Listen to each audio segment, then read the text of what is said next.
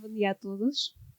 Bem, eu fui uma das pessoas que estive presente no primeiro encontro de Ayurveda. Foi um excelente dia e tem sido muito gratificante ver a evolução e a quantidade de pessoas que estão interessadas e envolvidas com a Ayurveda.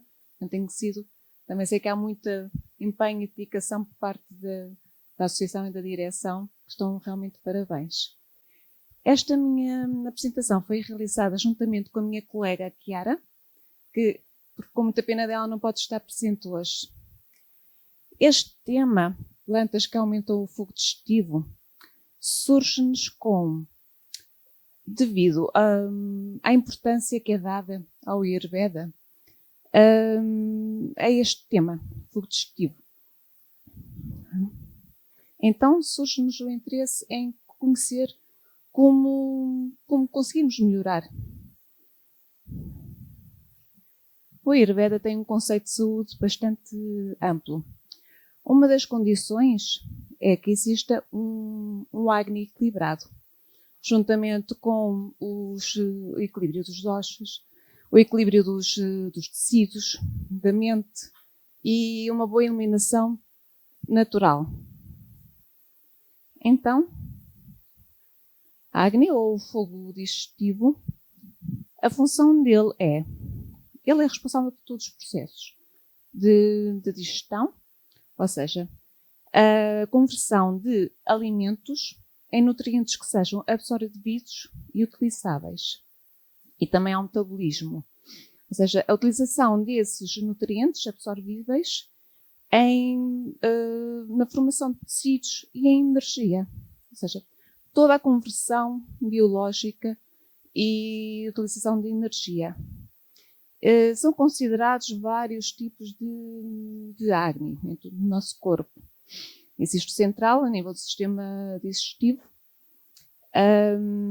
Existe a nível do fígado, que é o responsável pela digestão dos elementos. E também ao nível dos tecidos, né, que vai ser responsável pela sua formação. O Chaturagni é o fogo central, a nível do estômago e do duodeno. Ele é considerado o mais importante. É considerado a raiz de todos os fogos digestivos no corpo. Não é? Portanto, se este enfraquece, todos os outros vão ser perturbados. No Charaka Samhita vem referido vários aspectos no qual vão ser influenciados pelo Agni. Isto passa desde a força, a longevidade. O Ayurveda diz que uma pessoa vive uma vida tão longa quanto mais forte é o seu Agni. O próprio brilho da pessoa, até o Oshas, que é um termo muito importante do Ayurveda. O Oshas é a nossa imunidade, não é? A nossa resistência, é um vírus. É a resistência dos nossos tecidos às doenças. Desde a compreensão, o entusiasmo, a energia, o prana, todo o processo metabólico e a saúde em geral. Ou seja, se temos um bom Agni, a pessoa vive uma vida longa e saudável. Se ele é afetado, ficamos doentes. Quando existe uma hipofunção do fogo digestivo, um Agni Mandya, ele vai levar a que haja uma digestão imprópria da comida. Ou seja, os alimentos são semi-digeridos. O que leva à formação de biotoxinas, o AMA. Esta formação de AMA é a origem de qualquer doença. Não é? Já tivemos aqui vários exemplos, a fibromialgia, a artrite reumatoide. Nós, quando estamos a analisar um processo de uma doença, quando vamos estudar a sua etiologia, existiu sempre uma hipofunção do fogo digestivo.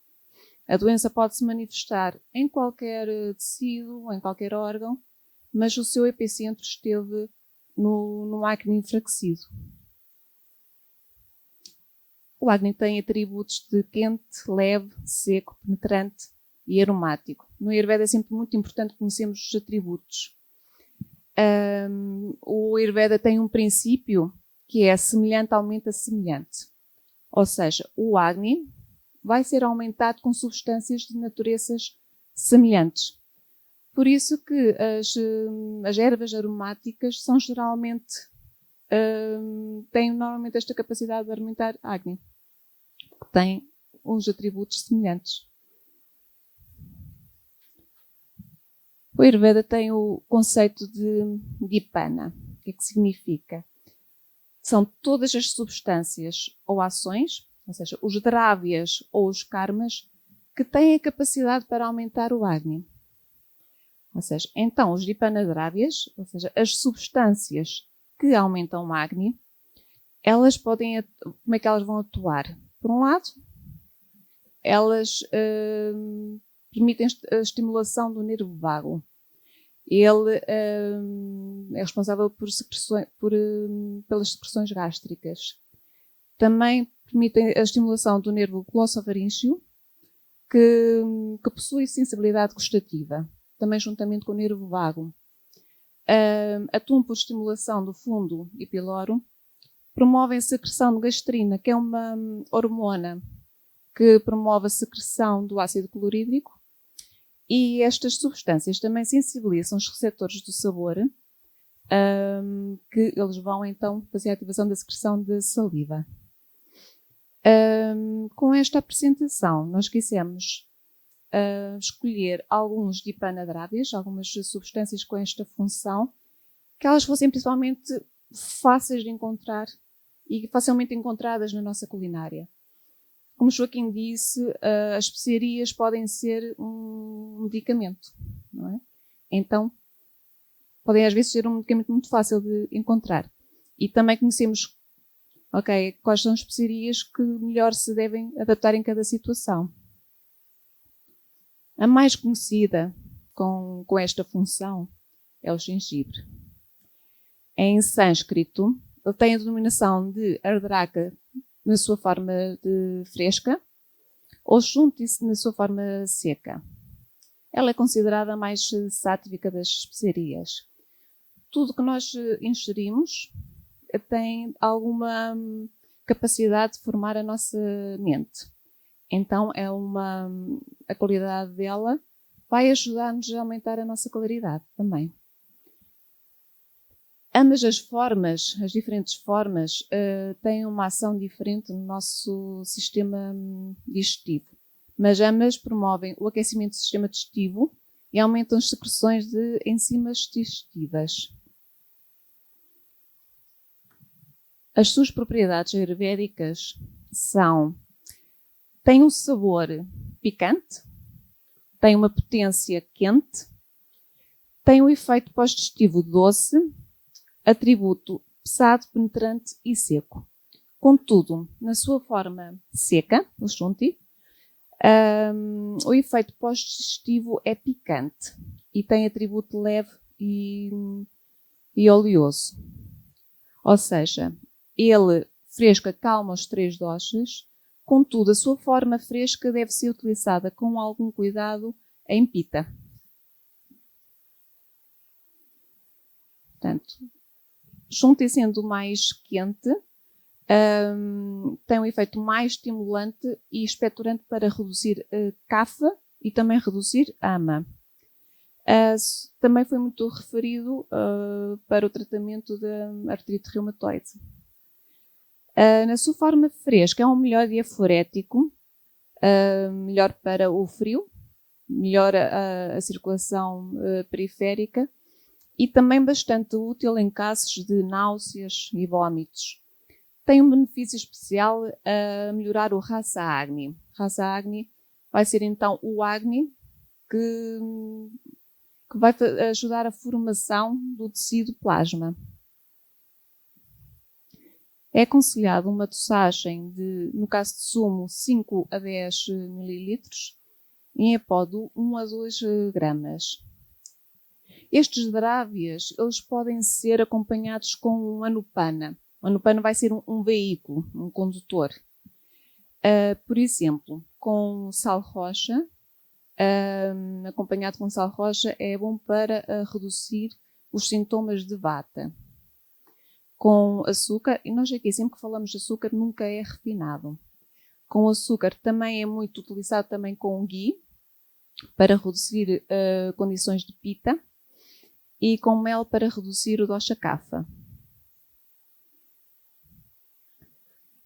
A sua versatilidade do gengibre já é muito descrita nos textos antigos do Ayurveda.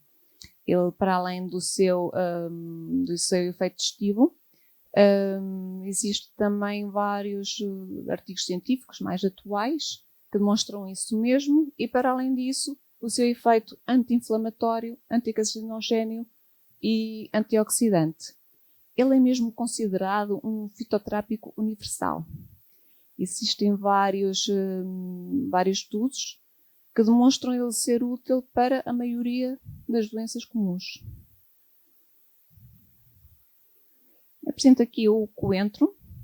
O nome em sânscrito Dhanyaka refere-se tanto às duas formas, pode ser fresca ou em semente.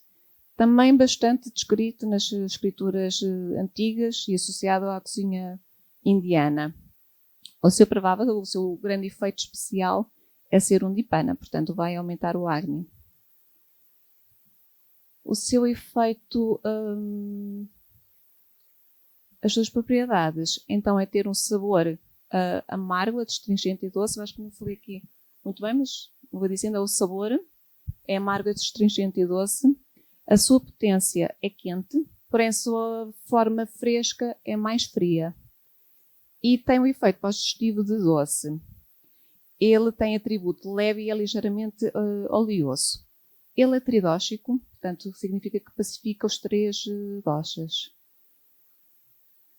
É indicada a posologia de, no caso em pó, 3 a 6 gramas, em óleo 2 a 3 gotas, em infusão de 20 a 25 ml. Ele pode ser encontrado em diversas formas de preparação, desde de cotos ou mesmo água de coentros. Ele tem aqui uma grande particularidade. Ele é muito útil na digestão pita e o seu inflamável Agni, porque não aumenta a acidez. Então, nos casos de pita, muitas vezes é complicado a aplicação de especiarias, porque a grande parte das especiarias tem atributos muito semelhantes aos de pita, né? Então têm que ser utilizados com algum cuidado, ou mesmo serem retirados. Então, mesmo pode ser seguro, mesmo em caso que haja inflamação do trato digestivo, por exemplo, em casos de síndrome de cólon irritável, em casos de colites, pode ser segura a sua utilização e, quando é necessário, aumentar o Agni. Portanto, como está a referir, é bom para reduzir as situações de um pita excessivo. Então, pode ser útil a ingestão de uma água fria com a planta e com uma nupana de açúcar para a sensação de queimadura, de sede excessiva. Também é útil em casos de dissúria. Também pode ser utilizado externamente uma pasta de sementes em casos de dor e inchaço. Em situações de febre também pode ser recomendado um tecoto com Dhanyaka e o Shunti. Então, relativamente ao cominho, o cominho pode ser encontrado ao cominho negro ou castanho, que é esta forma. Esta é a mais comum. É utilizado a semente da planta e ela também pode ser reduzida em pó. O nome em sânscrito significa mesmo o que disser. Daí a importância. Ele é conhecido, pode ser utilizado em praticamente todos os problemas do trato digestivo. Não é? Mesmo há pouco a Marisa falava da importância dele nesse aspecto. Ele tem um composto, o timol, que ele vai promover a secreção de saliva, bilis e outros sucos gástricos, e tem uma componente aromática que é o cuminaldeíde. que ele promove a secreção de sucos gástricos só mesmo pelo odor. Então, ele tem um sabor picante e amargo, tem uma potência quente e um efeito pós-digestivo picante. Ele é leve e seco, ou seja, com estas características, ele tem pacificação em vata e kapha, mas tem que ser utilizado com cuidado em pita, porque em excesso ele agrava. É indicado a dosagem de 3 a 6 gramas. Ele também pode ser encontrado em diversas diferentes formas de preparação. Portanto, para além do efeito dipana, tem então o efeito pachana, que era o que a Marisa estava a dizer, que é capacidade de ingerir ama. Tem um efeito antiespasmódico, é útil no controle da diarreia. Ele tem um efeito antiemético, portanto, pode ser utilizado para os enjoos da gravidez. E no caso de gastrite, pode ser cozinhado ghee com uma pasta de jeraca e daniaca, ou seja, o cominho com o coentro. Temos aqui a pimenta longa, ou pipali. Então também já vem mencionada nas escrituras antigas com o seu efeito da sua capacidade de aumentar o fogo digestivo. Ela pode ser apresentada fresca ou seca. Também há várias fórmulas em que se pode encontrar a sua raiz. As suas propriedades ayurvédicas, ela tem um sabor picante, uma potência quente, um efeito pós-digestivo doce, tem atributo leve, seco e penetrante, pelo menos a sua forma seca que é mais comum. Acalma vata e kapha e também em excesso deve ser utilizada com cuidado em pita. Ela vem descrita no Charaka Samhita como sendo uma planta que não deve ser utilizada durante longos períodos seguidos e tem uma dosagem recomendada de meio a 1 grama. Ela é um dos ingredientes de uma fórmula muito conhecida do Ayurveda, que é o Trikatu. Esta fórmula é a junção de iguais partes do pipali, a pimenta longa, do shunti, o gengibre seco e da pimenta preta. É uma das combinações mais utilizadas para o dosha kapha. Para além de reduzir este dosha, ele também tem um conhecido efeito a nível do sistema respiratório. É um bom tónico. Por isso, então, tem um efeito antitússico, antiasmático. Pela sua potência quente, ele é antifrio e ajuda, então, na remoção de congestão e ama. Também pode ser aplicado com uma pasta em condições de dolorosa e inchaço. Ele vem descrito no Ashtanga Hridaya como sendo uma das substâncias mais importantes para distúrbio de baço.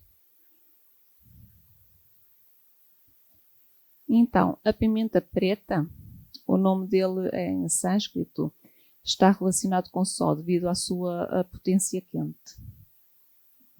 Ele também é uma das plantas que vem mais descrita nas escrituras antigas e é mesmo considerado um dos melhores estimulantes do apetite. Então, as suas propriedades é ter um sabor picante, tem uma potência quente, tem um efeito pós-digestivo picante e atributo leve, penetrante e seco. Ou seja, devido a estas características, também deverá ter especial cuidado, pois ele agrava a pita. A dosagem recomendada é meio a 1 grama e, portanto, é também como já falado, uma das ingredientes para a fórmula Trikatu. Ele tem uma ação antiespasmódica, ele antifacioso também. Pode ser feito mistura com anupana, de acordo com o dosha, com açúcar, mel ou ghee, e ser útil para a tosse. É considerado um rejuvenescedor do sistema respiratório. A sua potência quente permite o alívio do frio. É útil em casos de asma e a redução de gordura corporal. Ou seja, devido a toda esta importância, então, do Agni, não é? Este aqui é o início que desencadeia todo ali o processo que pode levar a uma doença ou dar um enfraquecimento ao nosso corpo para que o permite, não é? Devemos estar sempre atentos aos sinais.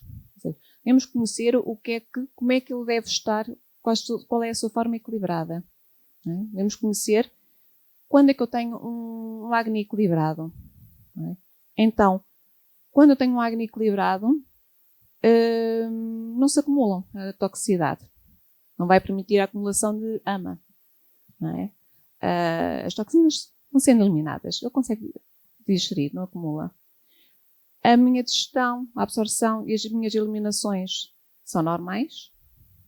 Ou seja, a seguir às refeições eu não tenho sintomas digestivos. Eu tenho uma sensação clara da fome e da sede. Eu tenho fome certa, às horas certas. E, portanto, distinguimos o que é uma fome real, uma fome psicológica. Né? Quando é que deve ser a minha maior fome? Não é?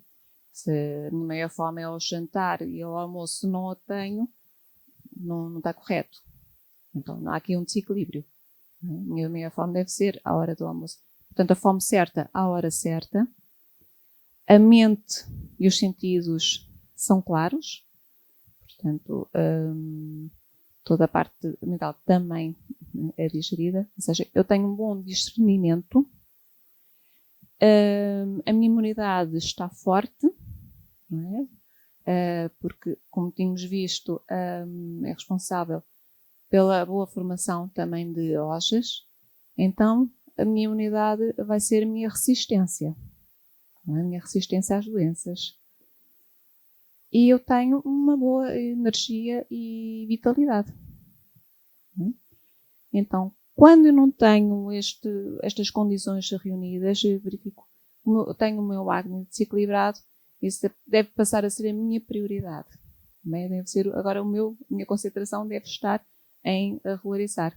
Então, temos aqui os exemplos dos dipanas que podem ajudar a melhorá-lo.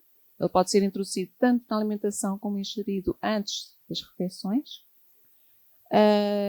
Devo conhecer qual é o meu prakriti, ou seja, qual é a constituição original de doshas, para seguir os hábitos que são adequados a cada dosha, de seguir o meu padrão, não é? Porque se eu desequilibro os meus atributos dos doshas, esses atributos podem influenciar os atributos do Agni, então provocar esse desequilíbrio. Então, ir de encontro ao meu padrão. Devo evitar consumir alimentos incompatíveis, para além de todas as condições que possam afetar a minha boa digestão. Alguns exemplos eu já os aqui. A seguir, também a doutora Alti vai falar sobre alimentos incompatíveis. Portanto, ter atenção a essas situações que possam afetar a minha digestão. Pronto. Com isto só quero dar um grande agradecimento à direção por todo este trabalho e pessoalmente por todo o ensinamento que me têm dado e uma boa continuação de congresso e bem-aja a todos. Muito obrigada.